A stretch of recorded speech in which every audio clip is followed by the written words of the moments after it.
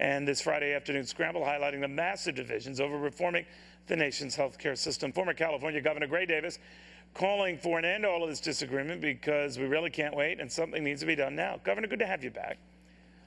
My pleasure, Neil. Good to be with you. Same here, Governor. I'm wondering, though, with this latest distraction on this professor and his arrest, and probably something the president didn't need at this time, is the momentum for this just dying down fast? I don't buy into this, all this talking head chatter about it has to be done now, it has to be done tomorrow. It has to be done, and 14,000 Americans are losing health coverage every day. Where do you get this 14,000 every day? I've heard that, but there are a lot of people who are hired every day too, and I don't know where this 14,000 comes from. Well, it comes from all the people, the millions of people who've lost their jobs and run out of COBRA coverage if they were fortunate enough to have that.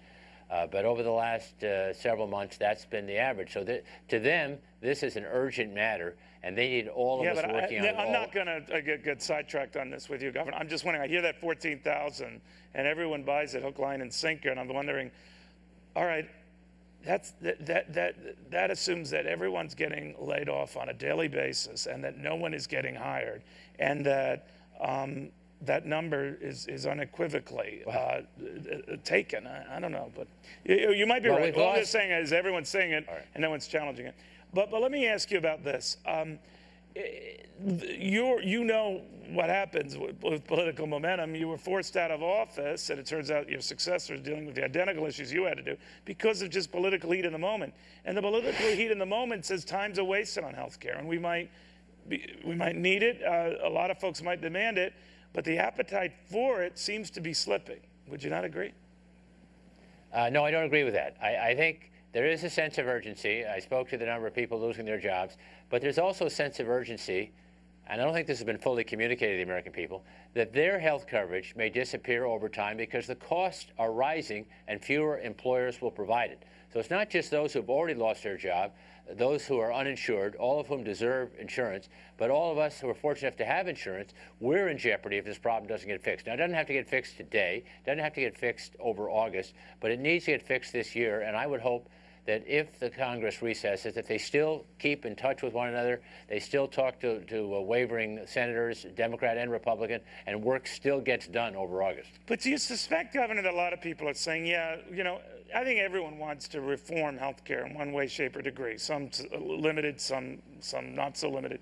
But they're coming to the conclusion here that it would be roughly the 90% of Americans who get health care forking out money, and substantial monies at that, for the 10% who don't. Now, I know the Million and Over Club is the one, presumably, that are going to pay for this, but that group is looking and saying, I'm not so sure about that, right?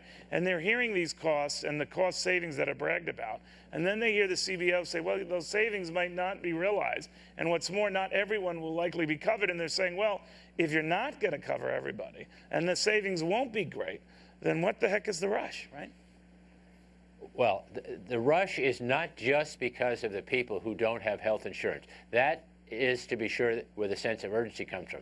But as I say, all of us can't take our insurance for granted going forward because the costs are going to continue to spiral. So we all have a stake in reform. Now, having said that, this is a change on the same order of magnitude as Medicare and Social Security. Is going to affect every American. Every single American will be affected. So it is important to get the costs right. It is important to not only get the costs of higher premiums or higher copays or taxes on people making $1 million or more.